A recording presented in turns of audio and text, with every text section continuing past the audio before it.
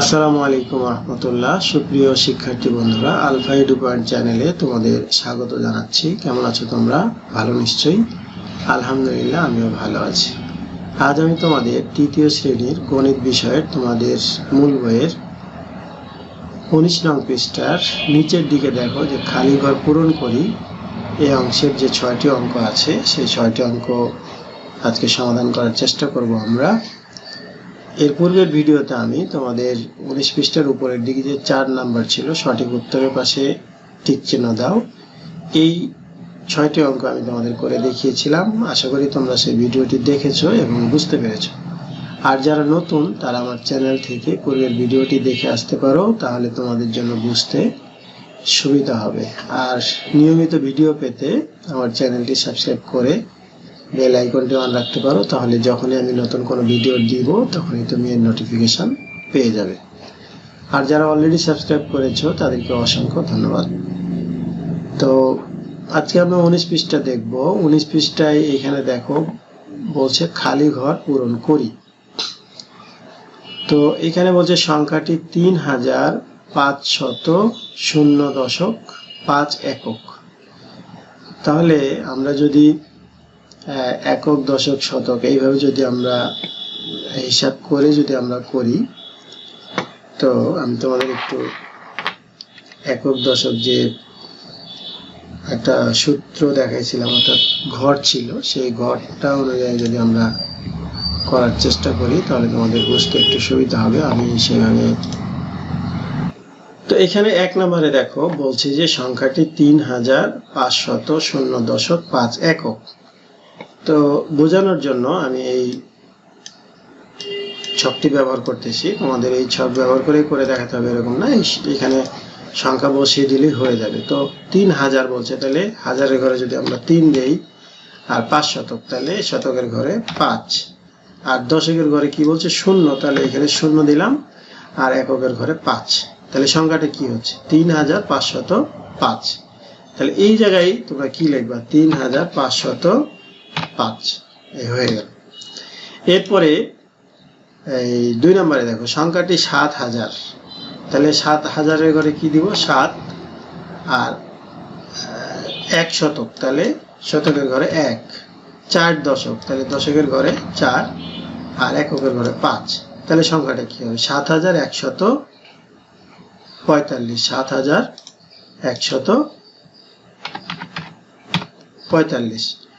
এখানে আমি এই ছকটা তোমাদের বোঝানোর জন্য আমি করতেছি, তোমাদের এই ছক করে দেখানোর দরকার নেই, তোমরা শুধু এই খালি ঘরে সঠিক সংখ্যাগুলো বসাই দিলে হয়ে যাবে। এরপরে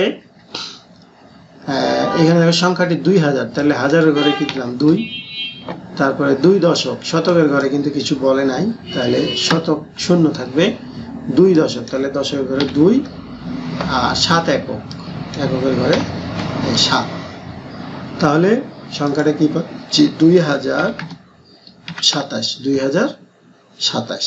এরপরে 4 নাম্বার দেখো, 4 নাম্বার বলছে সংখ্যাটি 5006 একক, তাহলে হাজারের ঘরে 5, আর কিন্তু কিছু বলে নাই, এককের ঘরে 6 বলছে, বাকিগুলো কিন্তু কিছু বলে নাই, মানে কি 0, তাহলে এটা কি 5006, তাহলে এখানে সংখ্যাটা কি হবে 5006। বুঝতে পারছো নিশ্চয়ই। এরপরে 5 নাম্বারে বলছে দেখো এখানে সংখ্যা দেওয়া আছে 4, 3, 7, 5, তাহলে এদিক থেকে যদি আমরা একক হিসাব করি, একক, দশক, শতক, হাজার, এই সংখ্যাগুলো এখানে আমরা বসাইতে পারি। তো এখানে যদি 5 নাম্বারটা দেখি আমরা, 5 নাম্বারে বলছে যে সংখ্যাটি হচ্ছে, তাহলে এখানে ঘর দেওয়া আছে কয়টা দেখো 1, 2, 3, 4টা, আর এখানে সংখ্যা আছে 4টা। ঠিক ধারাবাহিকভাবে যদি বসিয়ে দাও, সব শেষেরটা শেষে, তারপরেরটা এখানে, তারপরেরটা এখানে, এভাবে বসিয়ে দিলে কিন্তু হয়ে যাবে। কিভাবে হলো আমরা একটু বোঝার চেষ্টা করি।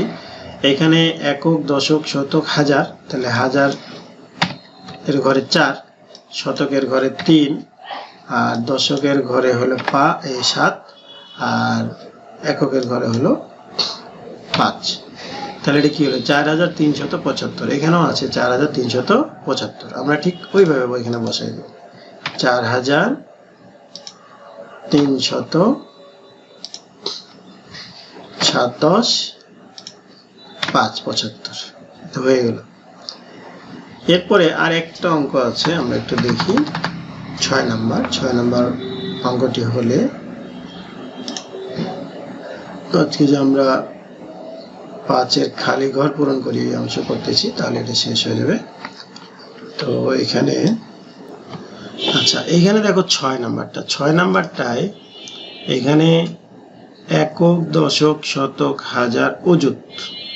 তোমরা জানো কি অযুত মানে কি? এক অযুত মানে 10,000। তাহলে এখানে 5 আছে, আমরা এই ছকটা যদি ফলো করি তাহলে অযুতের ঘরে আমরা 5 দিয়ে দিলাম। তারপর একক, দশক, শতক, হাজার। হাজারের ঘরে কি আছে? 4। তাহলে হাজার ঘরে 4 দিয়ে দিলাম। শতকের ঘরে আছে 0, দশকের ঘরে 0, আর এককের ঘরে আছে 9।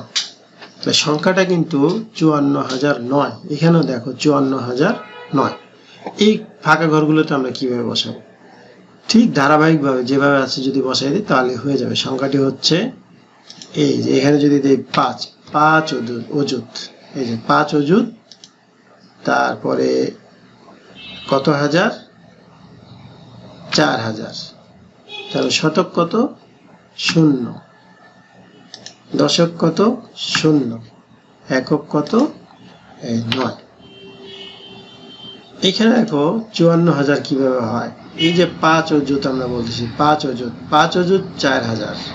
আমরা তো এই অযুত আর হাজারের ঘরকে একসাথে পড়বো, এই জন্য 54,000 পড়ি। এমনি বুঝে দেখো যে 5 অযুত 4,000, তার মানে কি 1 অযুত সমান 10,000। তাহলে 5 অযুত সমান কত? 5 10 50,000। তাহলে 50,000 4 কত?